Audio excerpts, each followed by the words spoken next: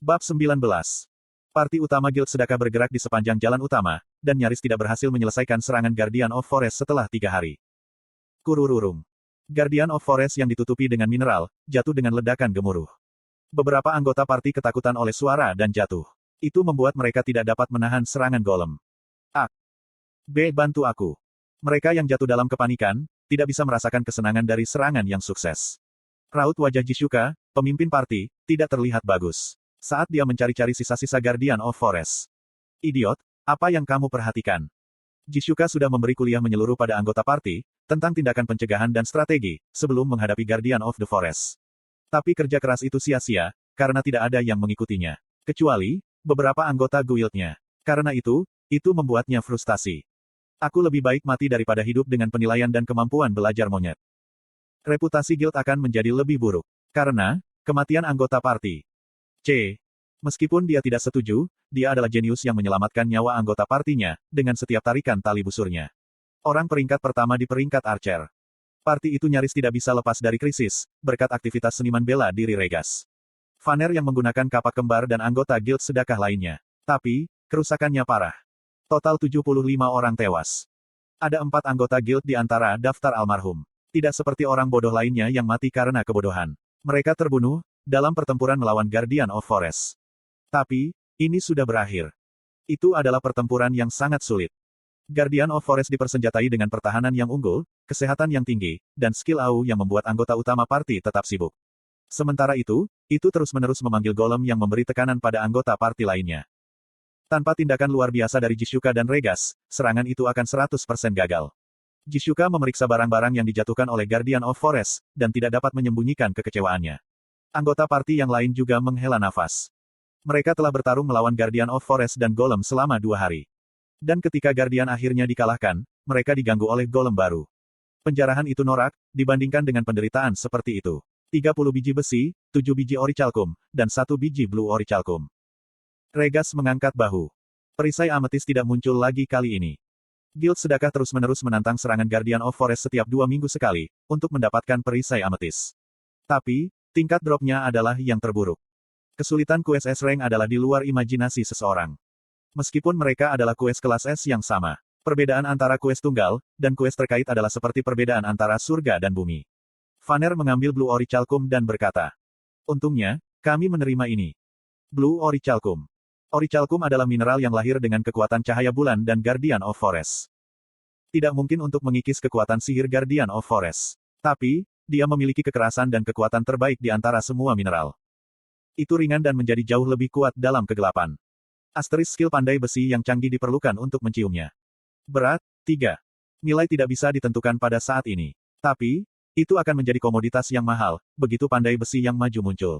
Jishuka dipenuhi dengan kekecewaan, ketika dia kembali ke desa dengan anggota parti yang kelelahan. Anggota parti yang meninggal telah dibangkitkan, dan menunggu di alun-alun. Toban mengubah nilai mineral, menjadi uang dengan membaginya sesuai dengan harga pasar. Lalu, membagikannya kepada anggota parti. Mereka nyaris menghindari defisit. Tidak ada keluhan dari anggota guild. Tapi, player umum mengeluh tentang kompensasi kecil. Tapi, apa yang bisa mereka lakukan? Inilah hasilnya. Jishuka membubarkan parti dan mengumpulkan anggota guild. Kemudian, dia berbicara dengan ekspresi serius. Ini sudah serangan keempat, yang tanpa hasil. Rumor menyebar di antara player umum jika tidak ada nilai dalam berpartisipasi dalam serangan Guardian of Forest. Dalam serangan berikutnya, tingkat player yang berpartisipasi akan lebih rendah. Ini akan menyusahkan. Guild Sedekah terdiri dari peringkat teratas. Tapi reputasi mereka rendah. Itu sebabnya, mereka adalah guild kecil. 17 anggota Guild Sedekah telah bersama sebelum Satisfy, sejak zaman game LTS. Tidak mungkin bagi mereka untuk menantang serangan Guardian of Forest, dengan kekuatan mereka sendiri. Karena itu, mereka menarik player umum. Tapi, itu tidak akan berhasil. Toban, Paladin level 172 dan kepala staf guild, mengangguk. Aku membutuhkan Amethyst Shield untuk quest yang terhubung. Tapi, itu tidak dapat membantu. Untuk saat ini, kita harus menyerah pada serangan Guardian of Forest, dan mencoba untuk memperkuat kekuatan guild. Vanner, orang berperingkat kedua di peringkat Guardian Knight, tidak dipersenjatai dengan perisai. Meskipun, memilih kelas pertahanan, dia malah memilih, untuk menggunakan kapak kembar. Itu benar, tidak ada gunanya dalam kondisi ini. Jadi, kita tidak bisa untuk tidak sabar. Mari kita tinggalkan penyerbuan Guardian of Forest untuk sementara waktu, dan meningkatkan kualitas kita. Ketika dia melihat wajah-wajah anggota guild, mereka semua tampaknya memiliki pendapat yang sama. Hanya mata Regas yang bersinar, seperti lentera. Dia jelas berpikir, semuanya baik-baik saja, selama aku bisa bertarung. Konten iklan. Jishuka memikirkannya dan menyatakan, kita akan menyerah pada penyerangan itu selama 3 bulan ke depan. Sementara itu, kita akan meningkatkan level dan peralatan kita. Jika kita mendapatkan 15 level dalam 3 bulan ke depan, tidak bisakah kita membunuh orang itu? Regas, kamu harus mendapatkan 20 level. Petik 2. Jishuka tertawa cerah. Mata bulan sabitnya menyala. Namun, mereka dianggap mengerikan, bagi anggota guild. Pemimpin mereka menakutkan. Jika mereka tidak memenuhi tujuan, mereka benar-benar akan mengalami neraka. Anggota guild yang tahu lebih baik dari siapapun betapa sengitnya Jishuka, menelan ludah. Dan Regas berteriak dengan suara bergetar. Ayo pergi. Dengan demikian, guild sedekah bubar secara terpisah. Jishuka menuju ke gudang guild sendirian.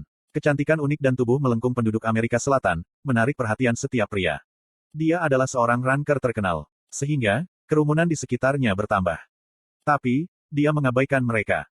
Jishuka meninggalkan Blue Orichalcum di gudang dan menuju ke rumah lelang, tanpa khawatir akan diikuti atau tidak.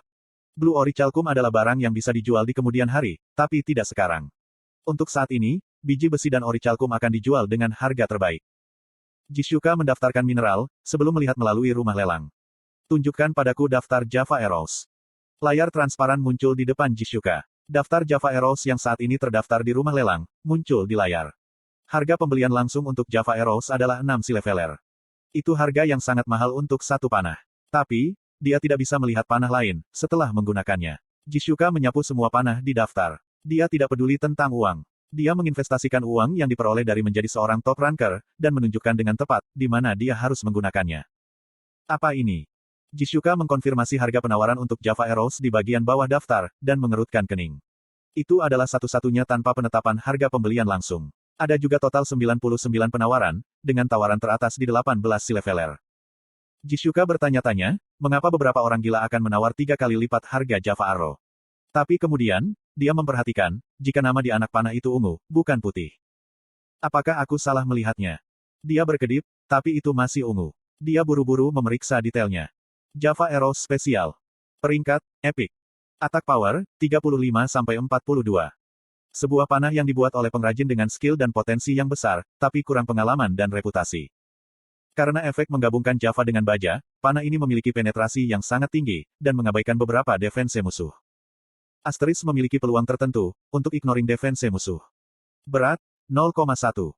Petik 2 titik tanda seru petik 2. Mata Jishuka melebar. Dia tidak tahu, jika orang-orang memperhatikannya. Dia akan berteriak dengan liar. Luar biasa. Jishuka terkejut luar biasa. Dia telah bermain satisfi sepanjang hari selama 6 bulan terakhir, dan telah bertualang dengan semua jenis orang. Dia mengumpulkan informasi sebanyak mungkin, dengan menggunakan uang dan anggota guildnya. Namun demikian, dia tidak pernah membayangkan jika panah yang diberi peringkat epik, akan pernah ada. Dia yakin, jika panah adalah item dengan rating normal tanpa syarat apapun. Dia pergi ke pandai besi terkenal dengan berbagai bahan, dan meminta mereka untuk membuat panah. Tapi, semua panah yang lahir dari tangan mereka, diberi peringkat normal. Dia belum pernah mendengar atau pernah menyaksikan, panah dengan nilai lebih tinggi. Sampai detik ini, panah epik yang sangat jarang, muncul di depannya. Selain itu, kinerja serangnya mustahil. Jishuka menawarinya segera. Harga penawaran adalah 35 silveler per buah.